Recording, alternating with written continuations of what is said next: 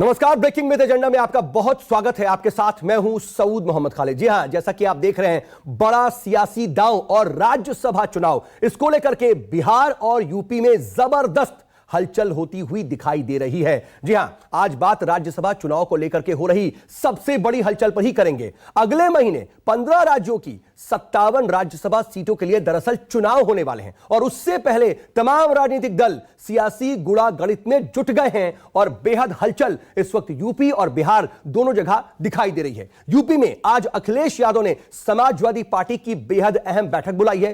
इस बैठक में आजम खान के जाने पर सस्पेंस है। देखना होगा कि आजम खान इस बैठक में शामिल होते हैं या नहीं, और इसके बाद ही आगे समाजवादी पार्टी में किस तरह की स्थिति रहने वाली है और क्या सरगर्मी देखने को मिल सकती है, उससे तस्वीर कुछ साफ होगी। लेकिन उधर जानकारी यह मिल रही है कि समाजवादी पार्टी की तरफ से जयंत चौधरी, आलोक रंजन और अबू आजमी राज्यसभा जा सकते हैं।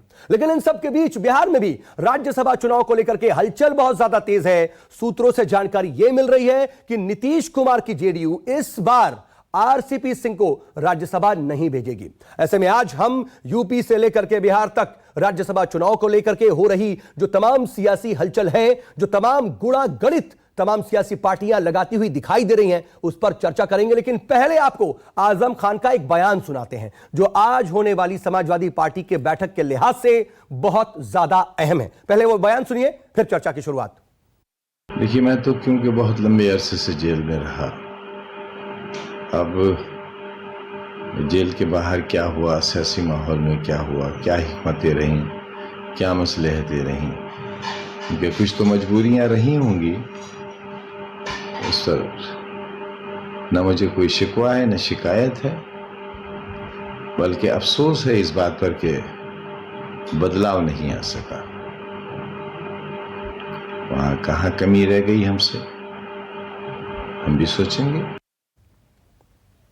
तो स्थिति क्या है और राज्यसभा चुनाव से पहले खास तौर पर यूपी और बिहार में किस तरह की हलचल है, इस पर जरा हम बातचीत करेंगे। तफसील से आपको पूरी स्थिति भी समझाएंगे, क्योंकि राज्यसभा चुनाव के बहाने इन तमाम पार्टियों के और दोनों राज्यों के सियासी भविष्य पर भी एक तरीके से तस्वीर साफ होगी। इस पर बातचीत करने के लिए मेरे साथ खास पैनल भी जुड़ गया और मेरे साथ मेरे सहयोगी भी इस वक्त आपको टेलीविजन स्क्रीन पर नजर आ रहे हैं। दो खास मेहमान हैं, जयराम विप्लव हैं जो कि बीजेपी के स्पोक्स पर्सन हैं, वो मेरे साथ जुड़ चुके हैं। विप्लव साहब, बहुत स्वागत है आपका। इसके अलावा अब्दुल हफीज गांधी जो समाजवादी पार्टी के प्रवक्ता हैं, वो भी जुड़ चुके हैं। गांधी साहब, आपका भी बहुत स्वागत। इसके अलावा फैजल अली भी जो कि आरजेडी के लीडर है, वो जुड़ेंगे हमारे साथ। लेकिन तीन मेरे सहयोगी इस वक्त आपको टेलीविजन स्क्रीन पर दिख रहे हैं।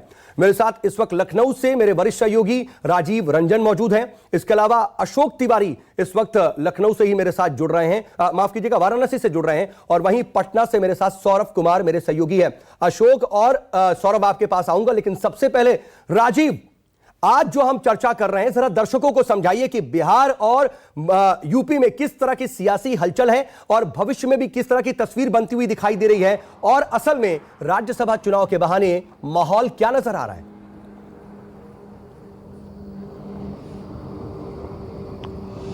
देखिए सऊद, सियासत के दृष्टिकोण से बहुत ही महत्वपूर्ण दिन है आज का। उसकी वजह यह है कि आज विपक्ष की दृष्टि से अगर कहा जाए, उत्तर प्रदेश में अखिलेश यादव की दृष्टि से कहा जाए, दरअसल आज कल यूपी विधानसभा का सत्र शुरू होना है और आजम खान ने अभी तक शपथ नहीं लिए, उनको शपथ ग्रहण भी करना है। लेकिन उससे पहले, एक दिन पहले, आमतौर पर ऐसा होता है, पार्टी अपने विधायक दल की बैठक बुलाती है। समाजवादी पार्टी ने विधायक दल की बैठक अब से कुछ देर बात बुलाई है लखनऊ में अपने पार्टी कार्यालय में। लेकिन न्यूज़ 24 को मिली जानकारी के मुताबिक आजम खान और उनके बेटे अब्दुल्ला आजम इस समाजवादी पार्टी की विधायक दल की बैठक में हिस्सा नहीं लेंगे, शामिल नहीं हो रहे हैं। वो अभी रामपुर में हैं।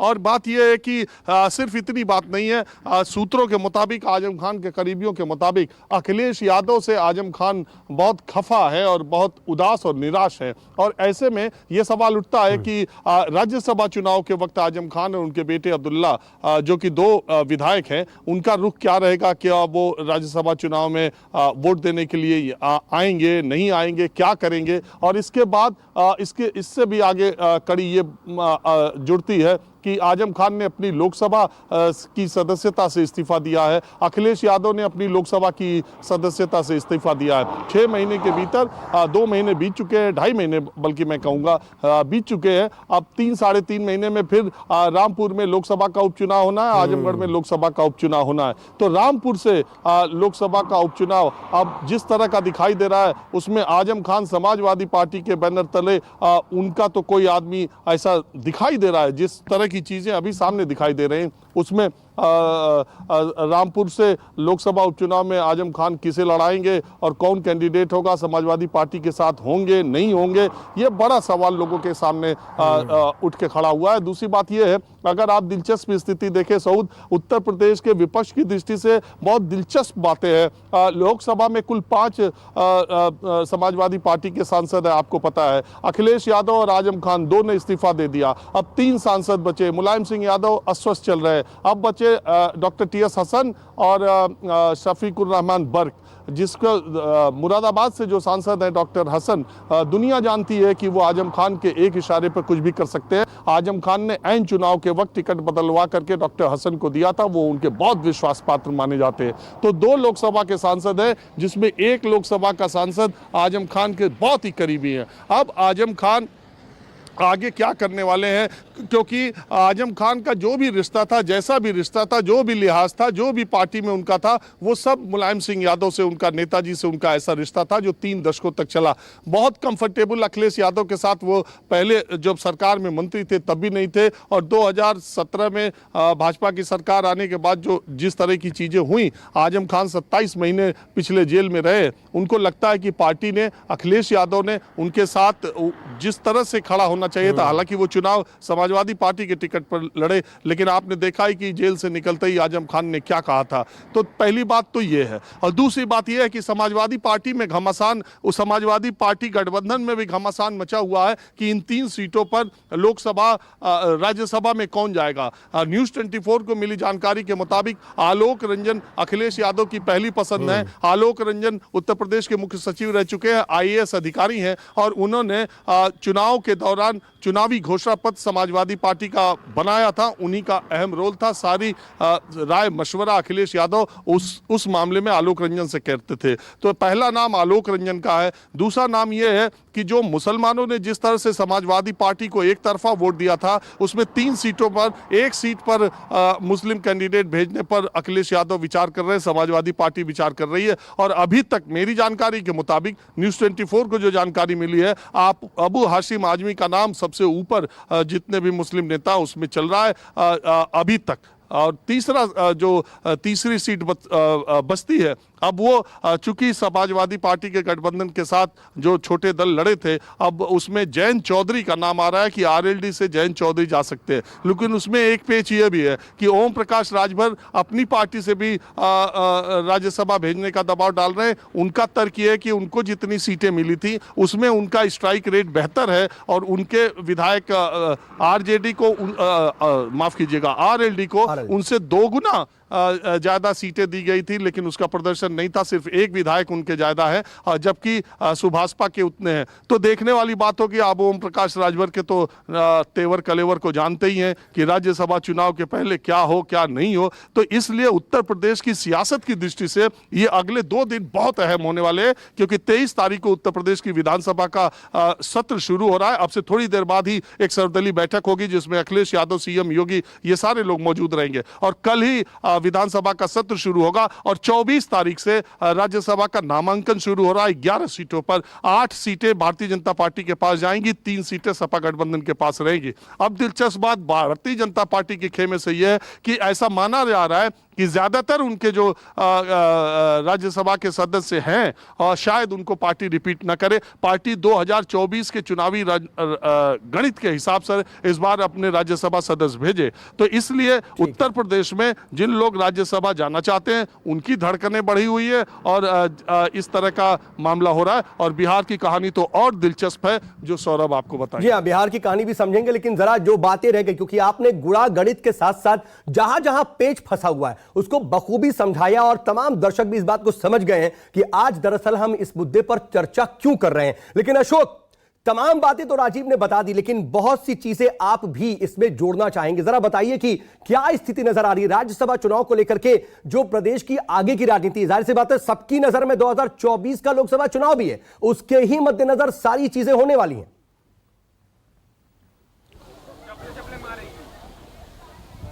देखिए सऊद, सबसे अहम बात तो यह है कि जो बात अभी हम लोग के वरिष्ठ सहयोगी राजीव जी ने बताई कि कल से उत्तर प्रदेश में विधानसभा का सत्र शुरू होने जा रहा है और आज दोपहर 12:30 बजे जो सर्वदलीय बैठक है वो मुख्यमंत्री योगी आदित्यनाथ ने बुलाई है, जिसमें यूपी विधानसभा के अध्यक्ष होंगे, अखिलेश यादव होंगे। इसके अलावा तमाम सारी जो पॉलिटिकल पार्टीज हैं जिनकी सदन में उपस्थिति इस बार हुई है, उनके नेता बैठक में शामिल होने वाले हैं। लेकिन राज्यसभा चुनाव के ठीक पहले, यानी यूपी विधानसभा के सत्र के ठीक पहले जो विधायकों की बैठक होती है आमतौर पर, वो बैठक सिर्फ विधानसभा सत्र को लेकर नहीं है, बल्कि आगे की रणनीति को लेकर, आगे की राजनीति को लेकर भी मानी जा रही है। जहां तक राज्यसभा चुनाव की बात आपने कही, तो कुल 11 सीटों में से 8 सीटों पर बीजेपी के जो उम्मीदवार हैं उनका निर्वाचन लगभग तय है। तो जो 3 सीटें हैं उसमें काफी पशुपेश है। जिन नामों की चर्चा अभी थोड़ी देर पहले राजीव जी ने की, उन्हीं नामों पर सबसे ज्यादा चर्चा की जा रही है। लेकिन सबसे ज्यादा हलचल समाजवादी पार्टी की बैठक में आजम खान की उपस्थिति, उनकी अनुपस्थिति को लेकर कहा जा रहा है, क्योंकि अभी तक उनकी मौजूदगी रामपुर में बताई जा रही है। तो ये एक बड़ा सवाल आज की बैठक में होने वाला है कि क्या आजम खान समाजवादी पार्टी के साथ पुराने तरह से ही जुड़ने वाले हैं या फिर उनकी कोई नई दिशा वो अपनी तय करने वाले हैं। आपको याद होगा कि जब समाजवादी पार्टी के एक डेलीगेशन ने जेल में जाकर आजम खान से मुलाकात करनी चाहिए थी, तो आजम खान की तरफ से स्वास्थ्य कारणों का हवाला देकर मना कर दिया गया था और उस वक्त समाजवादी पार्टी के नेताओं से उन्होंने मुलाकात नहीं की थी। हालांकि उस बीच में, यानी आजम खान के जेल में रहने के दौरान, अब्दुल्ला आजम के अखिलेश यादव से लखनऊ में तकरीबन 2 से 3 बार मुलाकात हुई है। एक बार उन्होंने अखिलेश यादव के साथ पार्टी की बैठक में मंच भी साझा किया था। तो उसके बाद जब आजम खान की रिहाई हुई, उसके पहले शिवपाल यादव ने, आपको याद होगा कि जेल में जाकर उनसे मुलाकात की थी, तकरीबन 1.5 घंटे तक उनकी मुलाकात चली थी। और जिस दिन आजम खान की रिहाई हुई उस दिन शिवपाल यादव सीतापुर जेल के बाहर मौजूद थे, उन्होंने उनको रिसीव किया था और उसके बाद आजम खान अपने काफिले के साथ समाजवादी पार्टी के पूर्व विधायक के घर होते हुए रामपुर रवाना हो गए थे और शिवपाल यादव लखनऊ चले आए थे। तो अभी दोनों दलों के बीच ये पशुपेश है कि क्या आजम खान शिवपाल यादव के साथ किसी नए मोर्चे को बनाने पर विचार करने वाले हैं, क्या ये एक बड़ा नया विकल्प लोकसभा चुनाव के पहले उभर कर सामने आने वाला है। हाँ। दूसरी बात यह है कि क्या समाजवादी पार्टी के साथ आजम खान जाएंगे। नहीं, लेकिन अशोक, इन सब के साथ साथ देखिए विपक्ष के खेमे में, खासतौर पर समाजवादी पार्टी खेमे में क्या चल रहा है वो तो हम बात कर रहे हैं, लेकिन बीजेपी के खेमे में क्या कुछ चल रहा है। कहा जा रहा है कि वो अपने पुराने चेहरों को शायद रिपीट नहीं करेगी। इसकी वजह, या फिर अगर रिपीट नहीं करेगी तो कौन कौन से चेहरे हो सकते हैं?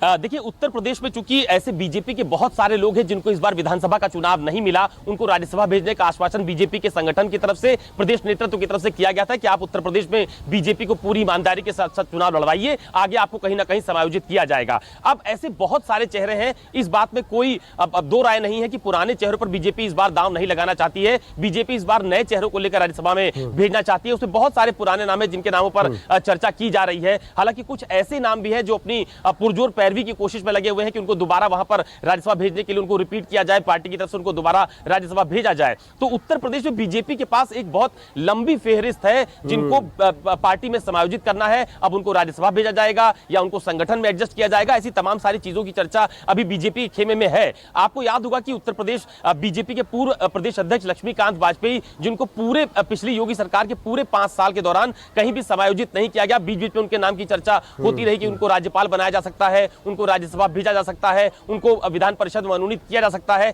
तो एक उनके नाम की बहुत प्रबल संभावना जताई जा रही है कि उनको राज्यसभा शायद भेज सकती है बीजेपी। इस बार पर फिलहाल मंथन किया जा रहा है। पश्चिमी उत्तर प्रदेश के ऐसे बहुत सारे बड़े नेता हैं जो इस बार विधानसभा चुनाव में अपना प्रदर्शन बहुत अच्छा नहीं कर पाए। बीजेपी की तरफ से ये मंथन किया जा रहा है कि पश्चिमी उत्तर प्रदेश में खास तौर पर चूंकि इस बार जब विधानसभा के चुनाव हुए तो बीजेपी के सामने एक बड़ा गठबंधन बनाने की कोशिश की गई अखिलेश यादव और जयंत चौधरी की तरफ से। तो पश्चिमी उत्तर प्रदेश से कई नामों पर चर्चा की जा रही है, जिसमें कई ऐसे नाम भी हैं। बीजेपी की राह भी आसान नहीं है, इतनी लिस्ट है, उसमें से किसको चुना जाए, किसको एडजस्ट किया जाए, ये सबसे बड़ा पेच बीजेपी के सामने है। लेकिन जल्दी से हम चर्चा की शुरुआत करें उससे पहले बिहार का भी क्या जो हलचल है बिहार में और किस तरह की सुगबुगाहट है वो जान लेते हैं। सौरभ, जरा तफसील से समझाइए, क्योंकि दोनों खोमे में, चाहे वो आरजेडी की बात कर ली जाए या फिर जेडीयू, वहां पर हलचल बहुत तेज है और इसी को लेकर के आगे किस तरह की स्थिति बनेगी, तस्वीर बनेगी, बात कही जा रही है, जरा समझाइए।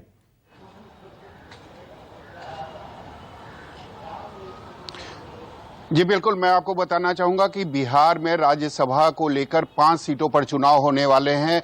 परसों यानी 24 तारीख से नॉमिनेशन शुरू होगा और आखिरी जो डेट है नॉमिनेशन का वह 30 मई है। लेकिन सबसे ज्यादा जो दिलचस्प जो नाम है वह आरसीपी सिंह का है। आरसीपी सिंह के नाम को लेकर चर्चा काफी ज्यादा है। कारण इस बार अगर सूत्रों की माने तो या मेरी जो जानकारी मिल रही है जदयू खेमे से, वो पुख्ता जानकारी है मेरे पास कि इस बार जदयू जो है वह आरसीपी सिंह को अगला मौका देने नहीं जा रही है। लेकिन सबसे बड़ा सवाल है कि नीतीश कुमार के साथ आरसीपी पिछले 27 सालों से हैं और एक तरीके से कहें तो पार्टी में नंबर 2 के पोजीशन माने जाते थे। आखिर ऐसी क्या बात हो गई कि आरसीपी सिंह को इस बार पार्टी ड्रॉप कर रही है? तो मैं आपको बताना चाहूंगा कि 2010 में सबसे पहले आरसीपी सिंह को राज्यसभा भेजा गया था, फिर 2016 में भेजा गया। यानी अगर इस बार उनको पार्टी भेजती तो इस बार उनका तीसरा टर्म था। लेकिन सबको याद होगा कि आरसीपी सिंह जब राष्ट्रीय अध्यक्ष थे और जब उन्हें अधिकृत किया गया था जदयू के तरफ से कि वो बीजेपी से जाकर बात करें और कम से कम 2 सीटों का डिमांड करें, यानी मंत्री बनने के लिए जदयू ने कह दिया था कि बीजेपी को कि हमें कम से कम 2 सीटें चाहिए। लेकिन आरसीपी सिंह ने जाकर बात की और खुद वो मंत्री बन गए। यानी ब्याह का वो एक तरीके से कहें तो न्योता लेके गए थे और दूल्हा वो खुद बन गए थे। निश्चित रूप से इस बात की नाराजगी नीतीश कुमार खेमे में थी और जिस तरीके से पार्टी में लगातार गुटबाजी हो रही थी, चाहे ललन सिंह का गुट कहें या फिर आरसीपी सिंह का गुट कहें, तो उस समय जिस समय आरसीपी सिंह केंद्र में मंत्री बन गए उस समय यहां पर अगर बिहार की पॉलिटिक्स को थोड़ा सा शांत करने के लिए या यूं कहें कि डैमेज कंट्रोल करने के लिए मुख्यमंत्री नीतीश कुमार ने ललन सिंह को आरसीपी के जगह राष्ट्रीय अध्यक्ष बना दिया पार्टी का। लेकिन नाराजगी जो थी वह कहीं से कम नहीं हो रही थी और हाल फिलहाल में जो जदयू के मुद्दे हैं, चाहे विशेष राज्य का दर्जा हो, जातीय जनगणना हो, और जो आरसीपी सिंह का अगर हाल के दिनों में जो बयान आप देखें तो कहीं ना कहीं पार्टी लाइन से हटकर थी, प्रो बीजेपी बयान आप उसे कह सकते हैं। तो नाराजगी जो थी वह पार्टी में लगातार बढ़ रही थी। इसीलिए इस बार पार्टी ने फैसला लिया है कि वह आरसीपी सिंह को अगला मौका नहीं देगी। जी ठीक है, लेकिन अगर आप आरजेडी के खेमे की बात करें तो एक नाम तो तकरीबन फाइनल है मीसा भारती का, दूसरा नाम कुछ उसकी सुगबुगाहट, जल्दी से बताएं आप। जी, यहां पर अगर कहें तो आरजेडी के तमाम जो विधायक हैं उनकी बैठक हो चुकी है और सारे विधायकों ने राजद सुप्रीमो लालू प्रसाद यादव को अधिकृत कर दिया है कि वही नाम को फाइनल करेंगे। यानी लगभग अभी हालांकि आधिकारिक रूप से घोषणा नहीं हुई है। और मैं आपको बताना चाहूंगा कि जो 5 सीटों पर चुनाव होना है उसमें आरजेडी के कोटे से 2 राज्यसभा चुने जाएंगे और बीजेपी के तरफ से 2 राज्यसभा चुने जाएंगे और 1 जदयू के कोटे से जाएंगे। 2 अगर नाम आरजेडी के तरफ से बात करें तो एक मीसा भारती का जो नाम है वह लगभग तय माना जा रहा है, लेकिन दूसरा नाम कौन होगा यह लालू प्रसाद यादव को सभी नेताओं ने अधिकृत कर दिया है। उसकी यूपी और खासतौर पर बीजेपी की सियासी स्थिति है। राज्यसभा चुनाव से पहले किस तरह की स्थिति बनी हुई है, किस तरह अंदर में खेमेबाजी भी हो रही है, अंदर प्रेशर पॉलिटिक्स भी हो रही है, ये सब कुछ आपने समझ लिया। जरा हम चर्चा ओपन करते हैं और विप्लव साहब मैं आपसे ही शुरुआत करना चाह रहा हूं क्योंकि समाजवादी पार्टी की तो बात करेंगे, आरजेडी से फैसल साहब भी, उनसे भी बात करेंगे, लेकिन कहा यह जा रहा है कि भले शांत नजर आ रही है बीजेपी लेकिन अंदर खाने वहां भी बड़ी हलचल है। आपके पास इतने ऑप्शंस हैं कि समझ नहीं आ रहा कि कई लोगों को तो आप लोगों ने इत्मीनान दे दिया था, वादा कर दिया था, अब किसको किसको राज्यसभा भेजेंगे, किसको किसको सेट करेंगे, अगर मैं कोट अनकोट करूं तो। सऊद भाई, हर बार कभी जब भी चुनाव आते हैं और तमाम टिकटों की बातें होती हैं तो भारतीय जनता पार्टी के विषय में भी इस प्रकार की चर्चा लोग जरूर करते हैं, लेकिन जब बंटवारा हो जाता है तो कहीं किसी को कुछ हाथ नहीं लगता, उन्हें निराशा ही हाथ लगती है। क्योंकि भारतीय जनता पार्टी एक अनुशासित संगठनात्मक पार्टी है और इस लोकतंत्र की खूबसूरती को भी देखिए, इतने सारे लोग हैं जिनको कि हम समाहित करके चलते हैं, सर्वसमावेशी विचारधारा को लेकर के चलते हैं। लेकिन दूसरी जगह आप देख लीजिए, एक ही परिवार है वही राज्यसभा में जाएगा, एक ही परिवार है वही मुख्यमंत्री बनेगा, वही राष्ट्रीय अध्यक्ष बनेगा, वही प्रदेश अध्यक्ष बनेगा। तो ये जो परिवार और वंशवाद आधारित पार्टियां हैं, वहां जरूर लड़ाई है, क्योंकि जो स्वाभाविक नेतृत्व है, जो जमीन से उठ करके आए हुए लोग हैं, उनके ऊपर जब परिवार हावी हो जाता है तो वहां नाराजगी भी दिखती है, पार्टी में टूट भी दिखती है, बयानबाजी भी दिखती है। लेकिन भारतीय जनता पार्टी तो एक कार्यकर्ता कैडर बेस्ड पार्टी है और हमारे कार्यकर्ता अनुशासित है। जो कुछ शीर्ष नेतृत्व का निर्णय होता है, देश हित में निर्णय होता है, ठीक है। नहीं, देखिए, ये मोरालिटी की आप बात कर रहे हैं और विपक्ष पर हमला भी बोल रहे हैं जयराम साहब, लेकिन देखिए, परिवारवाद से आपकी भी पार्टी अछूती नहीं है। कम या ज्यादा पर बहस हो सकती है, लेकिन आप भी ईमानदारी से मानेंगे अछूती तो बिल्कुल नहीं है। बहरहाल, लेकिन हम दूसरी तरफ आ रहे हैं कि लक्ष्मीकांत वाजपेयी साहब का नाम क्या फाइनल है और कुछ लोगों का नाम फाइनल है क्या? 8 लोग में अगर आपका सब कुछ अंदर सेट है, सारी चीजें एकदम क्लियर है, कोई परेशानी नहीं है, तो नाम भी फाइनल हो गए होंगे। बता तो दिया गया होगा कि भाई नामांकन भरिए, परसों से शुरू होने वाला है। आप अगर लगातार भारतीय जनता पार्टी के टिकट वितरण और इसकी घोषणा की प्रणाली को आप देखेंगे तो तय समय पर पार्टी नाम घोषित कर देती है। उससे पहले हम इसको लेकर के किसी प्रकार की सार्वजनिक चर्चा तो करते नहीं है। ये पार्टी के अंदर चर्चा होती है, एक प्रक्रिया पार्लियामेंट बोर्ड बैठकर तय कर लेता है।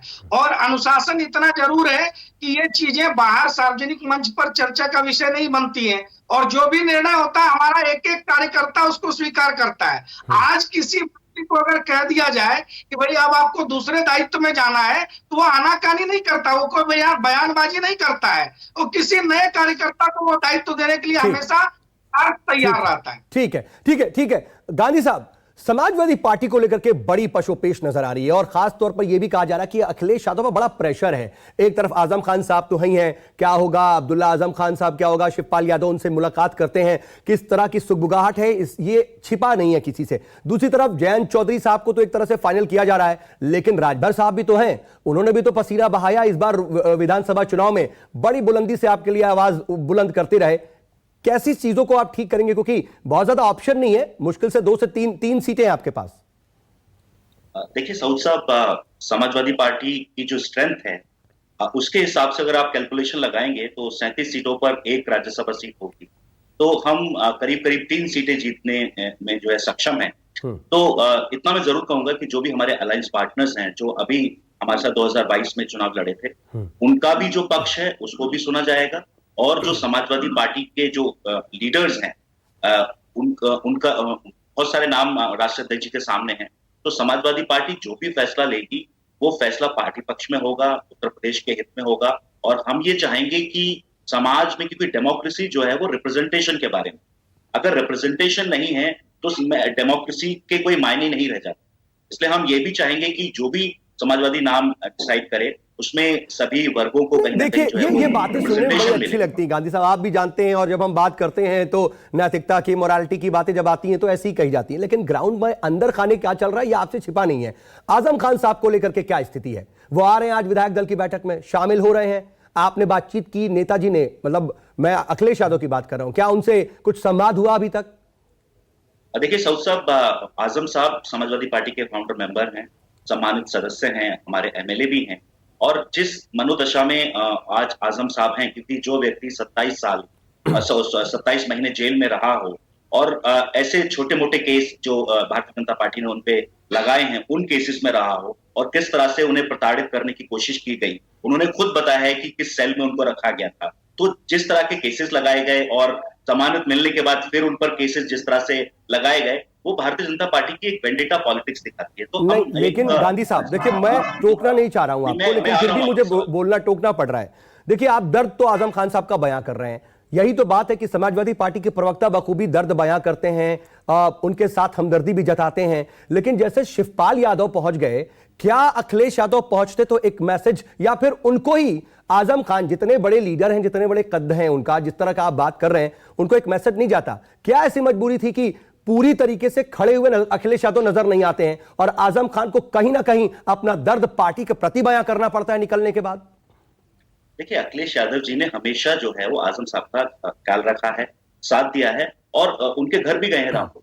आप ये देखिए कि उनकी आजम साहब की पत्नी तंजीम फातिमा जी का बयान है कि समाजवादी पार्टी पूरी तरह से आजम साहब के साथ खड़े गई और जितना हो सकता है उतना किया है। समाजवादी पार्टी के जो हमारे पूर्व विधायक हैं सीतापुर से, जो आजम साहब के संपर्क में रहे हैं, उन्होंने भी यह बयान दिया कि समाजवादी पार्टी ने, चाहे वो लीगल मैटर्स रहे हों या दूसरे मैटर्स रहे हों, समाजवादी पार्टी ने पूरा का पूरा साथ दिया है, क्योंकि वो हमारे मेंबर है, हमारे फाउंडिंग मेंबर है। हम ख्याल नहीं रखेंगे तो कौन ख्याल रखेगा? इसलिए मैं बात कहना तो यही चाह है रहा ना हूं कि आजम खान साहब भी ऐसा ही फील करे तो बेहतर है।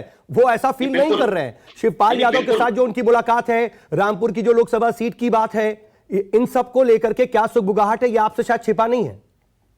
देखिए सऊद साहब, मैं आपको बताऊं कि आजम साहब एक बड़े लीडर हैं, वो हर किसी से मिलेंगे, लेकिन आप मुझे बता दीजिए उनके परिवार का या उनका कोई भी बयान समाजवादी पार्टी के खिलाफ है? नहीं है। तो इस तरह की अटकलें जो हैं वो लगा रहे हैं लोग राजनीति में, इस तरह की अटकलें लगती रहती हैं। और मैं बार बार कह रहा हूं, आजम साहब का परिवार के आप स्टेटमेंट उठाकर देख लीजिए पिछले 2.5 साल के, उन्होंने बार बार यह कहा है कि समाजवादी पार्टी पूरी तरह से आजम साहब के साथ खड़ी रही है। और चलिए ठीक है, आखिर में राजीव देखिए, मैं आपके पास भी आना चाह रहा हूं। जयराम साहब ने जो बात बोली, गांधी साहब जो बात बोल रहे हैं, उस पर मैं आपसे रिएक्शन चाह रहा हूं, प्लीज बने रहिएगा। लेकिन गांधी साहब, मैं फैसल साहब के पास जाऊं उससे पहले कम से कम एक चीज क्लियर कर दीजिए। 3 सीटें हैं जो नाम हम चला रहे हैं, 3, जयंत चौधरी साहब, आलोक रंजन साहब और अबू आजमी साहब, ये 3 नाम फाइनल माने जाए? देखिए, अभी मैं इस पर मोहर नहीं लगा सकता। हमारी पार्टी का शीर्ष नेतृत्व है, एक हर पार्टी में प्लेटफॉर्म्स होते हैं इन चीजों को डिसाइड करने के। तो मुझे लगता है कि लोकतांत्रिक तरीका भी वही है कि पार्टियों को ये मौका दिया जाए कि वो उन नामों पर वो चर्चा कर सकें। फैसल साहब, बिहार में भी तो बड़ी दिलचस्प स्थिति है। आरजेडी के पास 2 सीटें, मीसा भारती तकरीबन तय, दूसरा नाम कौन? और अगर मीसा भारती को आप भेज रहे हैं तो देखिए, सीधे सीधे जयराम साहब अभी से कह रहे हैं कि परिवारवाद, एक ही पार्टी है, एक ही परिवार है, उसके ही सदस्य यहां जाएंगे, उसके ही सदस्य मुख्यमंत्री बनेंगे। इससे ऊपर उठने की जरूरत है क्या? ऐसा लगता नहीं है?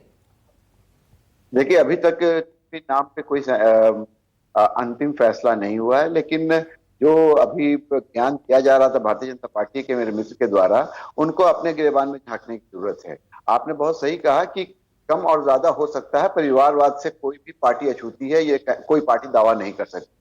दूसरी बात ये कि कौन जाएगा और कौन नहीं जाएगा, अभी सारी पार्टियों को, चाहे आप उत्तर प्रदेश में देख लीजिए, चाहे आप बिहार में देख लीजिए, चाहे आप किसी भी राज्य में देख लीजिए, अभी राज्यसभा के उम्मीदवारों के नामों पे अंतिम मुहर नहीं लगी है। और यही प्रक्रिया रही है, क्योंकि मैं राजनीति में हूं, मैंने पिछली बार भी देखा था जब 2020 का राज्यसभा चुनाव हुआ था, उससे पहले 2018 में जब हुआ था, कि अंतिम 2-3 दिनों के अंदर ही राज्यसभा के उम्मीदवारों तो मतलब आप ये कह रहे हैं, अगर मैं आपके पॉइंट्स निकालूं, अगर आपकी बात को मैं अंडरलाइन करूं, तो क्या ऐसी संभावना है कि मीसा भारती राज्यसभा ना जाए और कोई दोनों खास तौर पर लालू परिवार के बाहर के लोग नाम सामने आए? नहीं, बिल्कुल नहीं, ऐसा बिल्कुल मैं नहीं कह रहा हूं। जो भी यही मामला। ठीक है, आप अपनी बात पूरी कर लें। लालू प्रसाद यादव जी करेंगे, जाहिर सी बात है, क्योंकि सिटिंग एमपी हैं मीसा भारती जी, तो उनका जाना माना जा रहा है। सौरभ आ रहा हूं आपके पास अभी। हाँ, लेकिन अभी तक उस पर कोई अंतिम मुहर पार्टी अध्यक्ष की ओर से या नेता प्रतिपक्ष की ओर से नहीं लगी है, लेकिन ये माना जा रहा है कि मीसा भारती जी जाएंगी। और दूसरा नाम कौन होगा, उस पर कई नामों की चर्चा है। लेकिन मैं आपको एक बात और स्पष्ट कर दूं कि मीडिया में जो नाम चलते हैं, अधिकतर राजनीति में ही देखा गया है कि वो नाम ऊपर हवा में तैरते हैं और कोई ना कोई दूसरा या तीसरा ही आता है। नहीं, ऐसा भी नहीं कह सकते, दोनों तरह की बातें हैं, दोनों तरह की बातें हैं फैसल साहब। देखिए, ये भी होता है, लेकिन यही होता है ऐसा नहीं है। नहीं, पिछले 4-5 चुनावों का मैं आपको इतिहास बता दूं, राज्यसभा के चुनावों का इतिहास बता दूं, अपने बिहार राज्य के इतिहास बता दूं। अच्छा ठीक है, मैं समझ गया, मैं इतिहास में नहीं जा रहा, अभी जाएंगे, क्योंकि जल्दी जल्दी हमको चर्चा भी आगे बढ़ानी है। फैसल साहब, एक सवाल और ले लीजिए, मेरा एक छोटा सा सवाल और ले लीजिए। है कि पूरे तौर पे इसका फैसला लालू प्रसाद यादव जी और नेता प्रतिपक्ष ठीक है, आई गॉट इट, मैं समझ गया। लेकिन एक छोटा सा सवाल और ले लीजिए, अगर मेरी आवाज आ रही है। इन सब के बीच हालांकि दूसरी पार्टी का मसला है, जेडीयू का मसला है, कहा जा रहा है आरसीपी सिंह साहब नहीं रहेंगे इस बार, उनको ड्रॉप किया जा सकता है। इसको आप कैसे देखते हैं? क्योंकि देखिए, इन दिनों अफ्तार पार्टी में मुलाकात या फिर जाति आधारित जनगणना को लेकर के जो तमाम बातें, मुलाकातें बड़ी हो रही हैं, तेजस्वी यादव की, नीतीश साहब की। कहा जा रहा है कि इन मुलाकातों का भी सियासी मायने है। तो जेडीयू में क्या कुछ हो रहा है, उस पर नजर आपकी भी तो होगी। बिल्कुल, देखिए, जब से अफ्तार पार्टी हुई है और जब से नीतीश जी तेजस्वी प्रसाद यादव से मिले हैं, जाति जनगणना के मुद्दे पे ही बातचीत हुई है, तो कहीं ना कहीं भारतीय जनता पार्टी के खेमे में भगदड़ सी मची हुई है कि क्या होगा। और ये बिल्कुल तय है कि अगर नीतीश कुमार और राष्ट्रीय जनता दल एक साथ आता है तो बीजेपी का वहां सुपड़ा साफ हो जाएगा। और ये तो आप फिर देखिए उस सुगबुगाहट को हवा दे रहे हैं जो मीडिया में चल रही है, और आप ही लोग तो देखिए मीडिया में सुगबुगाहट पैदा करते हैं, फिर मीडिया जब बात करती तो आप बोलते हैं ऐसा होता नहीं है। ठीक है, इसीलिए हड़बड़ी में ये लोग इस पूरी प्रक्रिया को डीरेल करने के लिए कभी पटना में रेड करवाते हैं, कभी दिल्ली में रेड करवाते हैं। ये सारी चीजें कहीं ना कहीं अच्छा, तो जो रेड हुई है उसके पीछे क्या वजह है वो भी आप बता रहे हैं। ठीक है, मैं नीतीश कुमार क्या भेजा जाता है, संदेश नीतीश कुमार को दिया गया है। रेड जो है लालू प्रसाद यादव। अच्छा, तो ये मतलब कहीं पर निगाहें कहीं पर निशाना, आप ये कह रहे हैं। जयराम साहब, मैं आऊंगा रिएक्शन के लिए अगर समय मिल पाया तो, लेकिन मैं राजीव आपके पास आ रहा हूं। देखिए, जयराम साहब ने बड़ी आराम से बताया कि हमारे पास कोई दिक्कत नहीं है, सब संवैधानिक प्रक्रिया है, लोकतांत्रिक व्यवस्था है, लेकिन क्या वाकई अंदर खाने भी इतनी ही शांत स्थिति है? और जो गांधी साहब कह रहे थे अगर उस पर भी आप रिएक्ट कर सके।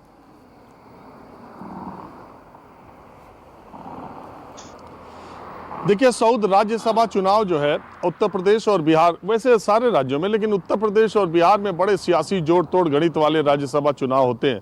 और हमारा पूर्व में देखा हुआ है, खास करके मैं अगर उत्तर प्रदेश की बात करूं, आपको याद होगा एक सीट पर राज्यसभा में जाना था, 2 सिटिंग राज्यसभा मेंबर थे। एक तरफ नरेश अग्रवाल थे जो 40 साल से विधायक सक्रिय राजनीति में और समाजवादी पार्टी में मुलायम सिंह यादव के बहुत करीबी रहे हैं, और कितनी बार मंत्री कितनी बार विधायक, आपको मालूम है नरेश अग्रवाल का कद क्या है राजनीतिक।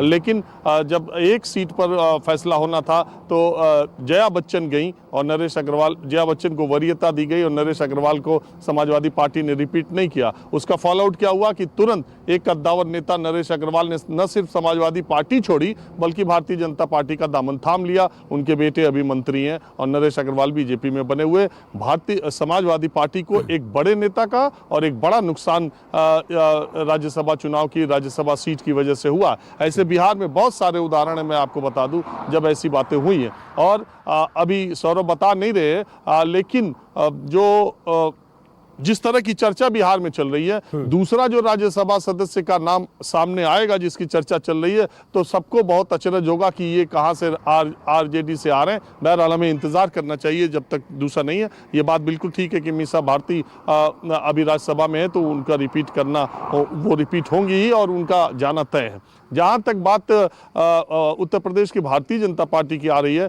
देखिए लक्ष्मीकांत वाजपेयी का जाना तय माना जा रहा है। बहुत दिनों से उपेक्षा के शिकार हैं, लेकिन इस बार माना जा रहा है कि वो जाएंगे। और भी भारतीय जनता पार्टी, वैसे तो आप देखें तो जो गठबंधन दल के नेता हैं, यहाँ तक कि अपना दल की जो अनुप्रिया पटेल हैं, उन्होंने भी अपनी एक पार्टी के सदस्य को राज्यसभा भेजने के लिए एड़ी चोटी का जोर लगा रखा है। तो अलग अलग तरीके से है। और निश्चित तौर पर ये 2024 का जो इलेक्शन होना है अब से 2 साल के बाद, 2 साल से कम ही है, तो उसके निगाहों में रख करके और भारतीय जनता पार्टी से नामों का चयन कैसे और कौन बनेगा, ये कई बार जब जिस आदमी का नाम आता है उसको भी यकीन नहीं होता है। लेकिन मूल बात यह है कि सारी निगाहें इस बात पर लगी हुई। उत्तर प्रदेश में इस समय आजम खान से बड़ी कोई खबर नहीं है कि आजम खान क्या करेंगे। और उस पर हफीज गांधी साहब जो रिएक्ट कर रहे हैं, बड़ा बच करके कह रहे हैं, बताने की कोशिश कर रहे हैं कि सब कुछ सही है, ऐसा उनको भी मालूम है कि है नहीं। सऊद, एक बात कहना चाहता हूं, आलोक रंजन जी, मैं आ रहा हूं फैसल साहब, राजीव रिएक्ट कर ले, उसके बाद मैं आ रहा हूं।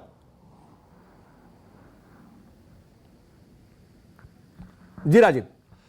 देखिए सऊद, मैं एक बात तो गारंटी से कह सकता हूं, और एक बात मैं गारंटी से कह सकता हूं और इसकी मुझे पक्की जानकारी है कि शिवपाल यादव जब आज आजम खान से मिलने के लिए गए थे, उनकी जब मुलाकात हुई थी रिहाई से पहले, आजम खान ने उस पूरी बातचीत में इस बात पर जोर दिया कि और सब तो ठीक है, समाजवादी पार्टी के वर्तमान नेतृत्व से मुझे कोई ना आशा है, ना निराशा है, ना कोई अपेक्षा है, लेकिन मैंने जो अपनी जिंदगी के 40 साल नेताजी के साथ दिए थे, मुझे ये यकीन नहीं था कि मेरे 27 महीने जेल में रहने पर नेताजी का ये रुख होगा। जाते जाते उन्होंने, मैं अगर वर्बेटिम कहूं तो बात ये होगी, मैं तो जेल में बैठा नहीं था, लेकिन मैं ये बताता हूं कि आजम खान ने शिवपाल यादव से नेताजी के प्रति जो उदासी, नेताजी के प्रति जो बातें कही थी, मुझे ये पक्की जानकारी है। और ये जो है वो उन्होंने कहा था कि 40 साल मैंने नेताजी को दिया, उनके अलावा कभी किसी पार्टी में नहीं गया, लेकिन मुझे ये यकीन नहीं था कि नेताजी का रुख ऐसा होगा। हालांकि अब्दुल हफीज गांधी साहब से इस पर रिएक्शन ले लेता हूं मैं, क्योंकि लास्ट के 2 मिनट है, जल्दी मैं रिएक्शन ले लेता हूं। जयराम साहब आपके पास भी आऊंगा।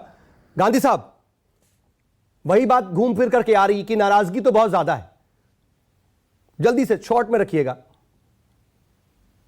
देखिए, मैं बार बार कह रहा हूं कि अभी जो रंजन जी बोल रहे थे, किसी को भी किसी से अपेक्षाएं होती हैं, बिल्कुल राजनीति में होती हैं, लेकिन सवाल यह है कि जिससे आपकी अपेक्षा है उसने अपना कर्तव्य पूरा किया कि नहीं किया। मैं बार बार कह रहा हूँ, समाजवादी पार्टी पूरी तरह से आजम साहब के साथ खड़ी रही है, चाहे उनके लीगल मैटर्स रहे हो या और भी मैटर्स रहे हो, पूरा का पूरा हमने साथ दिया है। ठीक है, गांधी साहब रोक रहा हूं, सबसे बड़ा गवाह कोई हो सकता है तो उनका परिवार हो सकता है। दो पक्ष होते हैं, परिवार बार-बार बोल रहा है, किसी भी मामले में 2 पक्ष होते हैं। आपने कहा कि समाजवादी पार्टी पूरी तरह से खड़ी है, आप ये समझते हैं, पार्टी ये समझती कि खड़े हैं, लेकिन क्या आजम खान भी ये समझते हैं कि हाँ पार्टी मेरे साथ खड़ी है, जिस तरीके से खड़ी होनी चाहिए? वो नहीं समझ रहे हैं, ये बातें सामने आ रही हैं। अब इसको किस तरीके से आप अंदर खाने हैंडल करते हैं वो आपकी पार्टी का मसला है। लेकिन फैसल साहब बहुत जल्दी से अगर रिएक्ट कर सके, क्योंकि मैं जयराम साहब के पास भी जाऊंगा, आप कुछ ऐड करना चाह रहे थे।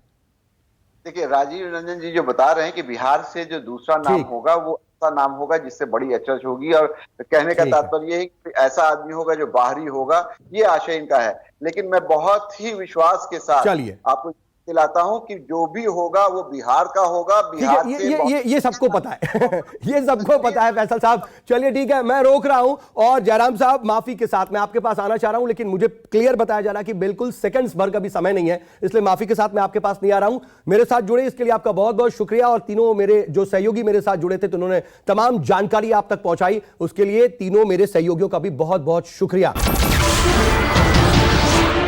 नमस्कार, मैं हूं मानक गुप्ता। अगर आपको हमारा ये वीडियो पसंद आया हो तो इसे लाइक और शेयर जरूर करें, और हां, हमें सब्सक्राइब और फॉलो करना ना भूलें, ताकि आप देश और दुनिया की कोई खबर मिस ना करें। तो जुड़े रहिए हमारे साथ और देखते रहिए News 24।